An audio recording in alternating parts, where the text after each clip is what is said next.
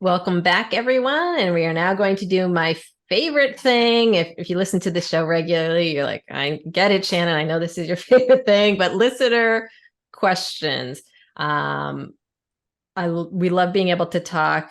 We try to deliver what we think the listeners want, but here you have directly told us, please, Shannon, Sally, answer these questions for me. So we're happy to do so. If you do have questions for us, we're always in the market for more questions. Please send them to us.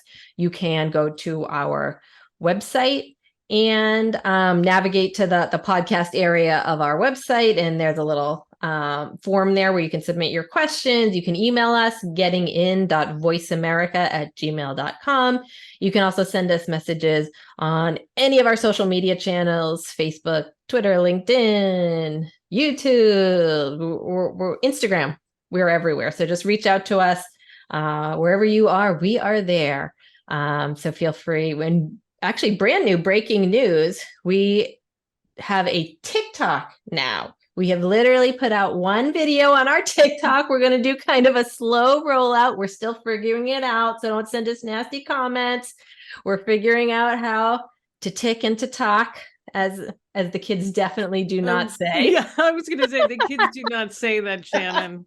Middle-aged ladies like us say it. Yeah, exactly. But we're giving it a go. So send us your questions, and we are happy to get to them. And as you have already heard, with me today to answer your questions is former admissions officer at Whittier, Reed, Chicago. And of course, you know her, you love her, longtime Getting In host, Sally Ganga. Welcome, Sally. Thanks for hopping on the pod on your week off from hosting duty. Oh, absolutely. My pleasure. As I was telling Shannon before we went live on this, this is so much fun for me. I don't have to have the responsibility of the hosting duties, but you guys have to listen to me talk. I mean, what's more ideal than that?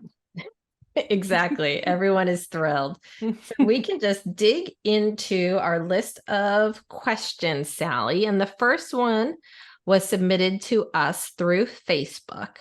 And this parent asks, my daughter has more than 10 activities, and we're trying to choose the most important 10 to list on her Common App activities page. One of her activities is being one of 4 officers in the National Honor Society at her high school. The officers run chapter meetings, plan and run the induction ceremony, find community service opportunities for members, and track volunteer hours. We were thinking of moving that activity to the honors section, instead of the activities section, by adding a brief description after National Honor Society. Would it get lost by doing that? She also had 2 summer jobs, and we could cut one of her jobs instead. It will still be on her resume. What would you suggest in this situation? And I had to read it through a couple times before I got the question. I think the daughter has too many activities for the activity section on the Common App. Is it capped at 10 activities, Sally? So Yeah, exactly. Make some decisions here. Yeah, and some schools even cap it at less. Like I think Lafayette is only permitting 6. I think MIT has 4 or 5. I mean, not saying that this is relevant for this particular student, but so this one is tricky. Generally speaking, National Honor Society, you can put in the honors section, absolutely. But because this student has some important leadership, I'm feeling like it should stay in the activity section. Also because there's not much space for descriptor allowed in the honor section of the Common Application. That said, if she is able to fit everything in, I don't see how she can, but maybe they've come up with a very creative way to fit in everything. Because honestly, part of what's tricky is that although the National Honor Society is national, what the students do and how it's organized at each school is also individual. So they're not automatically going to know that as an officer, she runs chapter meetings, she plans the induction ceremony, She finds community service opportunities. That is often not something that students do. She tracks the volunteer hours. I mean, a lot of this is stuff that at other high schools might be done by the advisor or somebody else. So I'm thinking keep it on the activity list. The part-time job, although jobs are very valuable and I don't want to diminish that, if she wasn't in any sort of a leadership position, I'm thinking that like the right thing to do is what they propose, which is to take one of the summer jobs off the resume. That makes sense. Yeah. And I think you have a question for me, Sally. Yes, I do. All right. So this question is, my son is in 12th grade and is working on his college applications. We will be applying for financial aid, but I'm worried that the large balance we've got in our savings account will disqualify my son for aid. We're planning on some major home improvements in the next 6 months or so, and that work will use up most of our savings. How do we let the colleges know that that money is spoken for and won't be available for college? Great question. And I would say, first of all, an important point to note is that assets like a savings account tend to have minimal impact on the financial aid formula, at least compared to your income. The colleges generally expect parents to be able to contribute something like 20 to 30% of their income each year to college. It's very, very significant, whereas only anywhere from 0 to 6% of their assets. Those are the numbers feeding into the financial aid formula. So for most people, it is not the amount of your savings that is making or breaking your financial aid eligibility. It is largely driven by your income. So I think that's important to note up front. Now, and even taking a small percentage of assets, if the balance in that savings account is high enough, it certainly could have an impact on financial aid. So there are, I think, two different strategies you can use here. If the money sitting in this account is really sort of earmarked in your mind for home improvements, that's not necessarily visible to the colleges, and they may not necessarily agree with your earmarking. They don't have to, abide by that.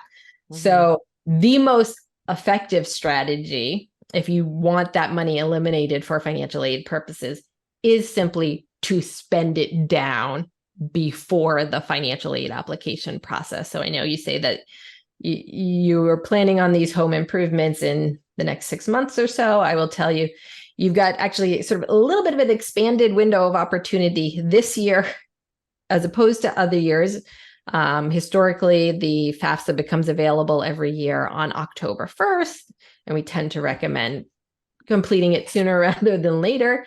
This year, the FAFSA is going to be delayed until December. We still don't have a specific date in December. We don't know if it'll be December 1st, December 31st, but you've got an extra couple months here. So if you are very concerned about that balance in your account and if it's significant and it may have an impact on financial aid eligibility, you could try and get your home improvements done sooner rather than later, get that money out of the account and spent. That's really the only way to sort of guarantee that it won't be considered for financial aid purposes.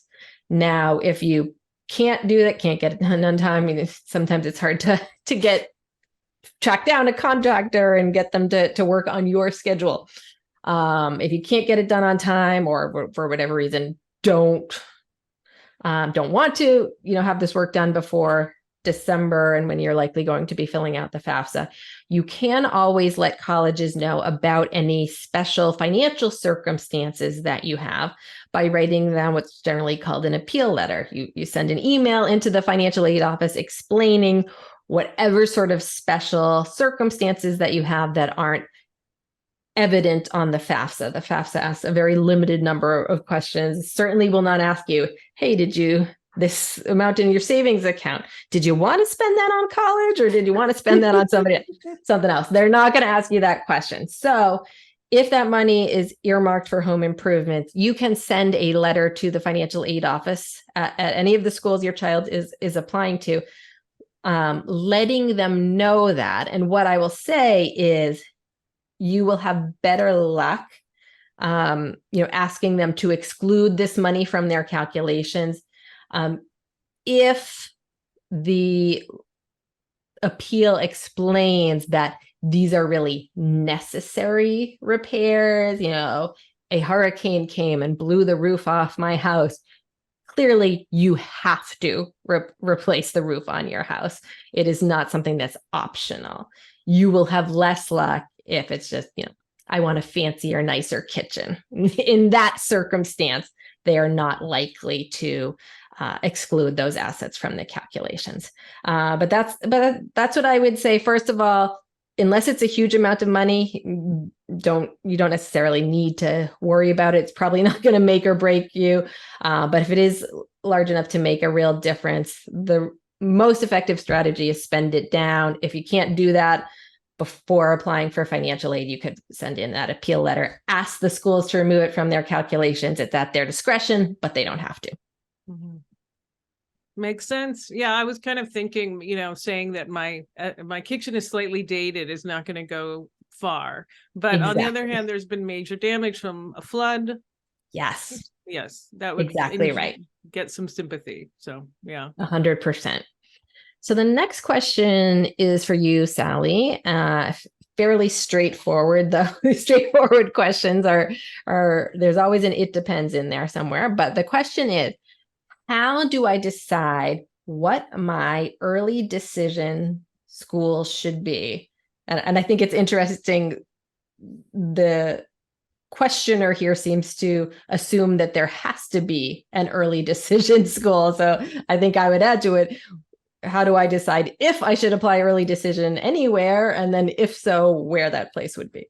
Mm-hmm. Yeah. And I get it. Like, it's tricky. Early decision does, in almost all cases, confer an advantage. And in some places, it's a significant advantage where, 50% to 60% of the class might be filled during early decision, which I frankly think is unethical. I have issues with that. On the other hand, colleges are also trying to survive in some cases. I'm less sympathetic to the highly popular ones that play those games, but, so anyway, it is tricky. Yes, early decision confers an advantage. That being said, should you commit to a school early decision automatically? The answer is no. I will tell you that the worst case scenario is not that you don't get into your top choice school. It's that you are admitted early decision to a school that you decide you don't actually want to attend. That is actually the worst case scenario. So I cannot stress that enough. You really should not be committing early decision to a school that you are not 100% absolutely, completely thrilled about. A colleague of mine described it as, is this a school where you go down rabbit holes, you stalk multiple students on Instagram, you follow lots of you follow lots of organizations, you're just fascinated by the school, you love it so much, you went for a visit, I think that's important to note, and you loved it. But not just that, you've also visited other schools, because I was talking to a student of mine who, she really thought one particular school was her first choice, and she still likes it, but she realized after she visited more schools that there are lots of great colleges out there. And I was like, exactly. So you have to have visited other colleges too, or you really haven't done your due diligence. But if you visited your other colleges, and if this is the college that you really want, and if you are aware of the financial implications, and I think I will pull you in for this, Shannon, of applying or getting in early decision and committing to this school, then absolutely, you love the college, it's your top choice, absolutely, then make that commitment. But Shannon, I'm gonna actually say this first, and you can tell me if I'm correct. What I tell students is, you've done your due diligence with the net price calculator to make sure that this is an affordable option. That being the big thing, and you're willing to forego the opportunity to compare aid packages with other schools. Anything to add to that? Did I get that right? I think you absolutely nailed it. So yes, you do the net price calculator on the school's website, that number that it shows you as your bottom line. Can you, and are you willing and able to pay that amount for this school? you are committing to attend this school. When you apply early decision, maybe just step back a bit, saying you are committing to this school, regardless of if they offer you scholarship money. So you really need to be comfortable with that price that the net price calculator shows you. That is in all likelihood what the school will cost you. So don't, if it shows you a number you couldn't imagine ever affording, that is a very clear clue that this is not the right early decision school for you, because you are committing to attend essentially at that price. But yeah, I think your second point in terms of the finances is equally important. Maybe you could afford that price. So making sure you can afford it, I think, is step one. Step two is, even if you could afford it, what if schools, presumably you're applying early decision to your number one choice school. What if schools, 2, 3, and 4 on your list offered you great scholarships and were much, much less expensive than school number one? Would it still be your first choice? And if the answer is no, then I think, again, that early decision is not the right move for you, because you do give up that ability to compare, potentially negotiate offers from other schools. That's another thing that's off the table with early decision. You can't go back to them and say, schools X, Y, and Z gave me more money. Is there anything else you can do? No, you knew the price. You filled out the net price calculator. You committed to attending. So now I should say, if there's something happens in your financial circumstances, and we've run across this certainly a number of times, and it's a sad situation where the student applied early decision in good faith, thinking they could afford this school, and then a parent loses a job, and all of a sudden it's not feasible. In those circumstances, you can go back to the school and ask to be released from your early decision contract, because you have had this change in circumstances where it is no longer financially possible. But as long as you are applying in good faith, having done your due diligence, you should be A-okay. I'll also just mention too, this is not on the financial side, but I had a student who applied early decision to a school, and then her mother was diagnosed with a serious ongoing illness, and she just felt like she couldn't be that far away. So something like that also, of course, the colleges have compassion, but they want to make sure that you're honoring the agreement as it is intended. Yeah. Absolutely. Looks like I actually have another one for you, Sally. Why do I need 2 safety schools for my list? Isn't one enough? So what do you recommend, Sally, in terms of the number of safety schools on your list? One is not enough, because college admissions has become very unpredictable. I mean, a good example to use at this point is Northeastern. Northeastern has become so selective, it has outpaced Boston University, which used to be much more selective, not by a huge amount, but nonetheless. I mean, honestly, when I started working for Bright Horizons College Coach, much less when I became a high school counselor, Northeastern was, it's always been an excellent school, but it was much easier to get into. It was a little more regional as opposed to nationally known. It was just a different kind of institution. Northeastern set its sights on becoming much more selective. They achieved that. And then I think, with the additional focus on, preparation for the workforce, their co-op program became just so popular, so much more so than it had been. So again, like when that was transitioning, there were times when I would have initially, at the beginning of that, I would have said, you know what, based on last year's numbers, Northeastern is a safety for you. And guess what? In 1 year, Northeastern went up, I think 20%. Was their admit rate. It might have even been more than that in 1 year, or I'm sorry, it dropped by 20%. Excuse me, I misspoke. So it went from, for like a particular student who might have had it as a safety, it was no longer a safety, it was kind of a mid-range school. So that can happen quite dramatically. It happened with another student of mine with a completely different school. He and his parents decided to completely disregard my advice, apply to one safety, which he then didn't get into. And luckily they had listened to me on one of the schools. This kid got into one college. I mean, I was freaked out. He did not even tell me. This is when I was a high school counselor. So I was having conversations with the schools and they're like, oh yeah, he never applied. So I'm having like minor heart attacks. This kid isn't getting in anywhere because he's only applied to one safety, which was no longer a safety. He applies to reach schools. He's not getting in there. I am completely freaked out. Luckily, he gets into one college, which was not a safety, but you know, you get into the mid-range schools. Luckily, he liked it. Otherwise, he would have had to start all over again the next year. Believe me, when I had a kind of a stern conversation with him and his family. Anyway, this is a long way of saying you need two safeties. And in fact, you need it even worse now than you used to. Things have become so much more unpredictable with colleges not necessarily needing test scores in many cases. It's much harder to judge who's going to come in, and everything post-pandemic has just become a little bit more unpredictable. On top of that, by the way, if you are applying into a highly selective major like engineering, computer science, nursing, I think you should apply to 4 safeties, because you might be very competitive for that college for an English major or a history major or a math major or a physics major, but not be as competitive for those fields. Now, the good news is a lot of these colleges will still admit you to kind of like the School of Arts and Sciences, even if you don't get into engineering or computer science, but not all of them.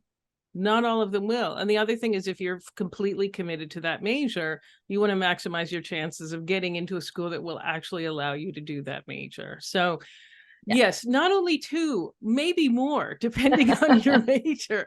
But if you're a history major like I was, probably 2 is enough. I'll say that.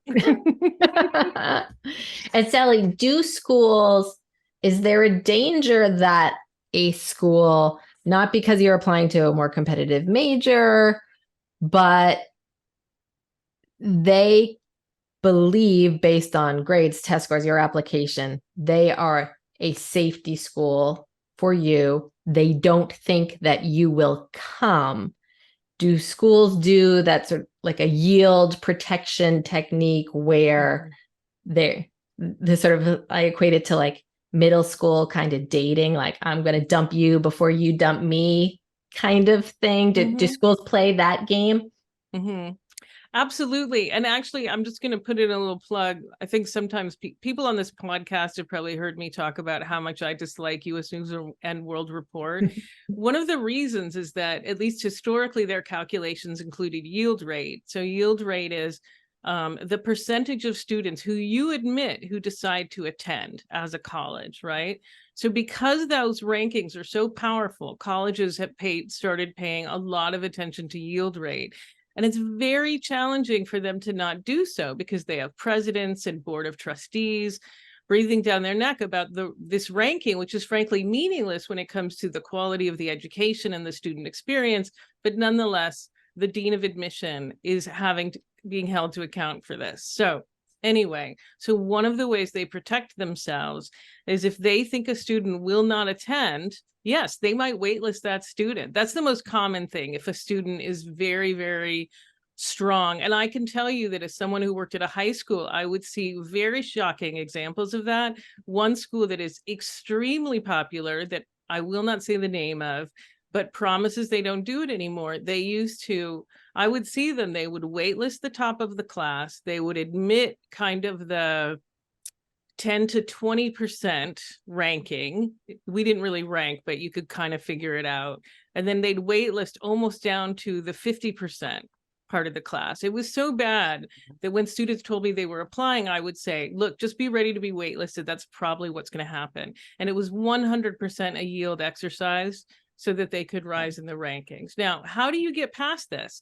What if a school is the safety for you, or kind of a mid-range, but you really love it? Maybe it's your top choice. Well, applying early decision, they're obviously not going to play those games. Going to visit is helpful, although it's not the end all be all. It is also very, very helpful to maybe engage, like if they have an event in town, go to the event, say hi to the admission counselor who's running the event, send that admission counselor an email saying, thank you so much for your time. It was great meeting you. I enjoyed our discussion. Follow them on social media. Colleges have ways of tracking all these things. So that was maybe a lot more information than that person initially wanted when they asked why I need two safety schools, but it is highly relevant. So I'm glad that you followed up with that. Yeah, that's super, super helpful tip where demonstrating interest can potentially make the difference. And to reiterate your point, at least two safety schools, if not At more. least, yes. All right. All right. Perfect. So I think it's I now ask you a question. All right. So we will have two kids in college in 2024. My oldest just started, having gone through the college admissions and financial aid processes last year. And my youngest is about to start applying to college and is finalizing her list. We've done the FAFSA once for the oldest, but now how does it work with two kids in college? How do we add them both to our FAFSA? So I will start by saying, as a parent of a student, you do not have a FAFSA. Who has the FAFSA is the student themselves. So you are not doing anything to add your younger child to your existing FAFSA. You will now be completing two FAFSAs, or I should say, adding your information to your oldest child's FAFSA and your youngest child's FAFSA. There will be two FAFSAs in your family. Historically, there has been a way to transfer parental information from one student's FAFSA to the other student's FAFSA, or multiple students' FAFSAs if you have more than one child in college at the same time. They're making a number, if you're a regular listener to our show, you know they're making a number of changes to the FAFSA this year.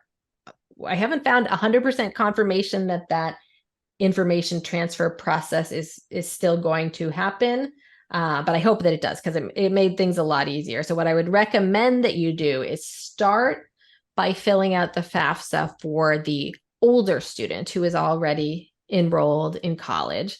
And because there will be, having already done it before, some of your information will be pre-populated.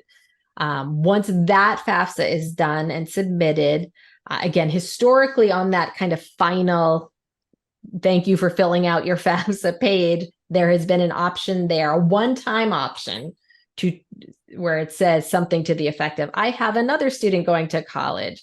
I would like to transfer my information to their FAFSA. There's been a button you can press, but it's sort of a one-time option. If you're like, it's late, I'll do the other student's FAFSA tomorrow, you won't have that option of transferring your information.